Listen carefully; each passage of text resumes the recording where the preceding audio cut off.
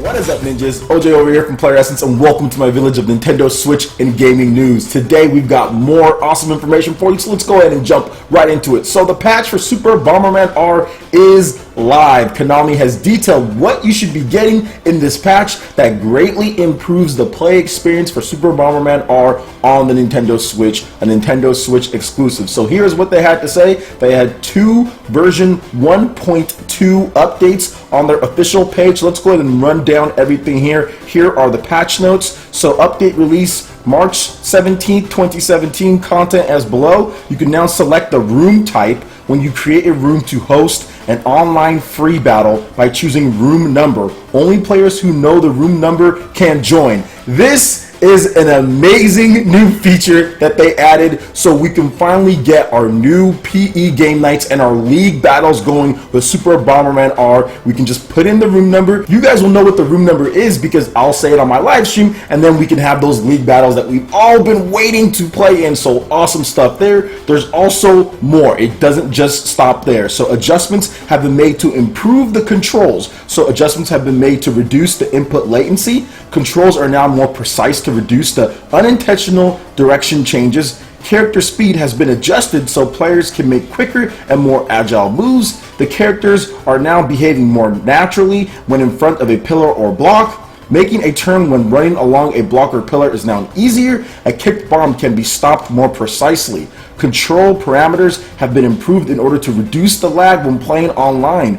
Fixed a bug that made the game ignore some inputs when packet loss occurs. The lag felt when planting a bomb has been reduced. Sudden directional changes are easier to make, and they also fixed minor bugs. So this is a big update from version 1.1 to 1.2. I've actually tested it out myself as far as just the offline single player, and you guys should get some content with version 1.2 as far as me playing out the online and see if they fix a lot of this stuff that they're talking about, because the online was rough last time. So good stuff on Konami for getting this update out pretty quickly here. The game obviously was out on launch day, and it's March 17th here, so it took them a couple weeks, but they got it out, and from what I've seen so far, it definitely plays better, but I still have to do further testing. But let me know what you guys think about this update. Have you been playing Super Bomberman R, and are you ready for some Super Bomberman R league battles with PE game nights? I'm probably going to stream that sometime today, Friday if I can, if not this weekend, so look forward to that content right here on PlayerEssence. Alright, and now we have some big Sonic news, but first we're going to start off with a delay, and that is Sonic Mania has been pushed back to summer 2017 from its initial spring release. So the original goal with Sonic Mania was to have the game out in spring 2017. Unfortunately, the game has been delayed to summer 2017. This was just announced at Sonic's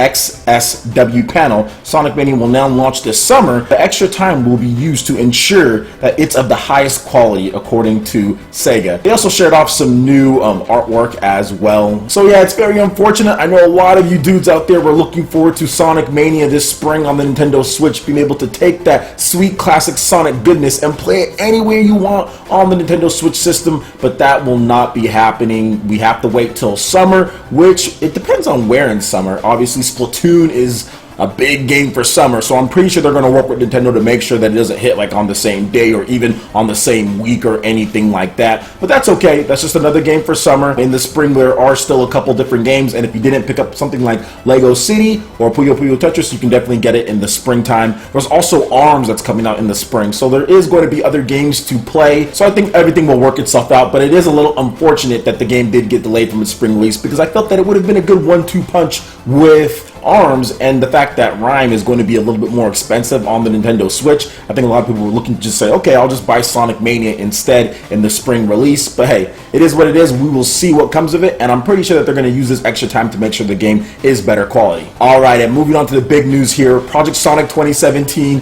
has got its official name, its first details, first gameplay. Everything was shown off. And yeah, I wanted to wait before I talked about this. This is why you're getting this video later, because I didn't want the Sonic hype to overtake me, because this happens to me every single time. I am so guilty of this for like 20 years or something like that. Since I was a kid, since Sonic games started getting worse and worse, I used to get so hyped up for Sonic games. I want to talk about them. And then all of a sudden you play it, and then you see what goes on and you're like, oh man. So I wanted to wait, because when I first saw it I was like, oh wow, this is hype, and I wanted to make a video on it, but I'm like, you know, let me calm down, let me look at it again, let me make sure I read every single piece of information, and then I will deliver a balanced opinion on the matter. So that's what I did, and that's what I'm doing right at this point. So Sonic Forces is the official name for Project Sonic 2017, and they have 3 gameplay styles that will be supported with this game. It runs on a new engine, the Hedgehog Engine 2, plus we got more details. So let's go ahead and get right into the article here. So it's definitely been a long wait for Project Sonic 2017,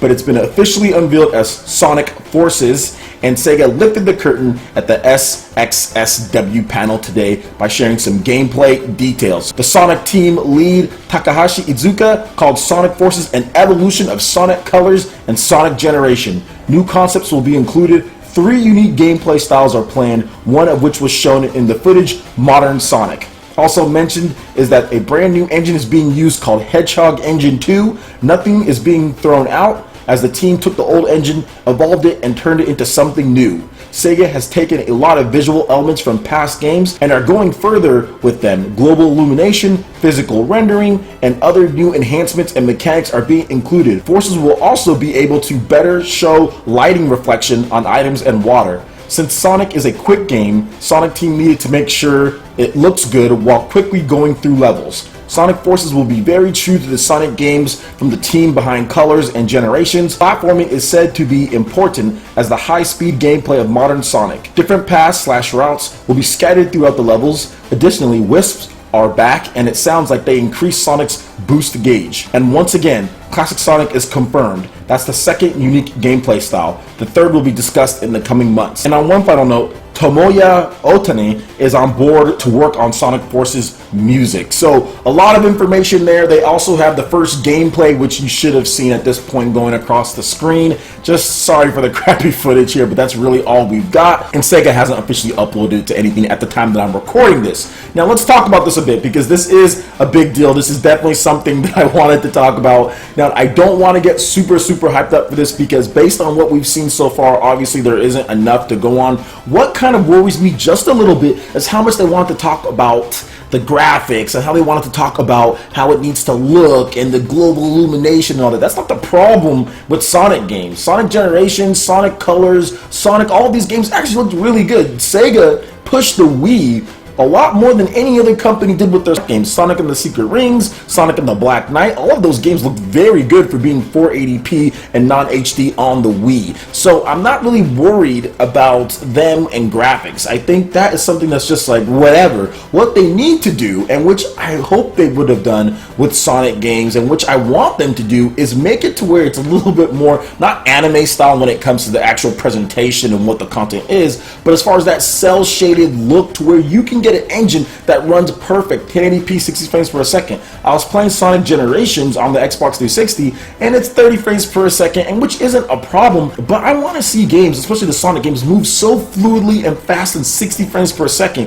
Graphics are like the last thing that I care about. I want smooth, fast gameplay. I want there to be nice, vibrant art styles and colors. I don't need there to be a super realistic or modern explosions or any of that stuff. So I'm a little worried that they're focusing on graphics a little bit too much when they talk about these things. Obviously, you do want to make sure that it looks good, but think about your audience when you're bringing out this game. Does the Sonic team and Sega, do they really think that they're trying to get like the Call of Duty crowd or to get the Battlefield crowd when they talk about graphics and you need to push those things? I don't think so. I personally feel that they should just focus, like you said here, on the second half. Like the platforming is of high importance, making sure the gameplay feels right. Those are the things that you need to talk about and just be like, yeah, we made some improvements to the graphics engine too, so you should see some cool stuff. You don't need to get into all those details as far as that. That doesn't matter. That's not been the problem with Sonic games. I mean, over the past decade or so, they've all looked great. All the main Sonic games usually look pretty good. Even on the Wii, they looked great, like I said. So I really feel that they need to make sure that they focus in on what's important,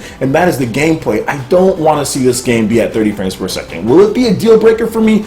Absolutely not. 30 frames per second is not a deal breaker for me when it comes to platforming. Hey, Super Mario Galaxy is 30 frames per second, right? That's one of my favorite platformers of all time. So that's not necessarily the biggest thing, but I would like to see with this type of game, because of how fast you're moving on screen, that you do get that fluid movement, you do get that fluid action on the screen, and I don't want it to be 30 frames per second. And the way that they're talking about this Hedgehog engine and global illumination and all that makes me think that they're kind of prioritizing a little bit when it comes to graphics in the frame rate category. So let's hope that they do kind of scale things back a little bit. This is not an adventure game. This is not an RPG. This is a platformer. This is a high-speed platformer with some action elements in there. So I really like to see that action go through the roof to 60 frames per second. It's funny because at the time that Runner 2 came out, I put a post on Miiverse saying, yo, Runner 2 is the best Sonic game that I've ever played, or the best Sonic game that I've played in a while. And the dudes over at Choice Provisions, which formerly known as Gaijin Games, they were like, oh, thank you so much. Like, they liked my comment and everything, and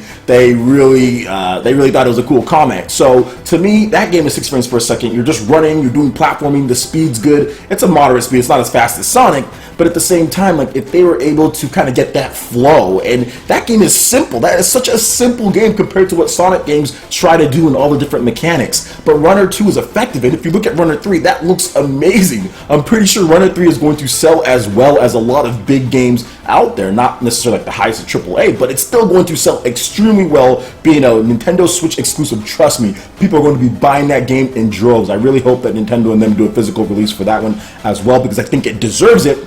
But that's the type of stuff that I want to see. I want to see that fluid movement, and the Runner team understands that. That's why sometimes indie games, they can give these dudes some ideas as far as what they need to do with their game, because they're so focused on gameplay, how it feels, how it controls. They're not focused on the graphics and all that other things. They let that stuff just come naturally. So I'm really hoping that they focus in on the gameplay, because that's been my major gripe with a lot of the Sonic games, is that some of the button inputs just don't feel accurate. Maybe the frame rate necessarily isn't there. It's just not as fluid enough. The level design is kind of like meh. So I'm hoping that they fix all that, and I really want to just keep my expectations in check when it comes to this game, because I've seen it happen to me before. This is not a console release. This is not Nintendo first party. This is something that's different. This is Sega, who is disappointed quite a bit when it comes to certain things. Now, don't get me wrong, they've done some good with Sonic Colors and other games, but the overall track record is definitely not great. So we will see. Sonic Mania, I know a lot of you guys are looking forward to that. That is, of course, locked 60 frames per second.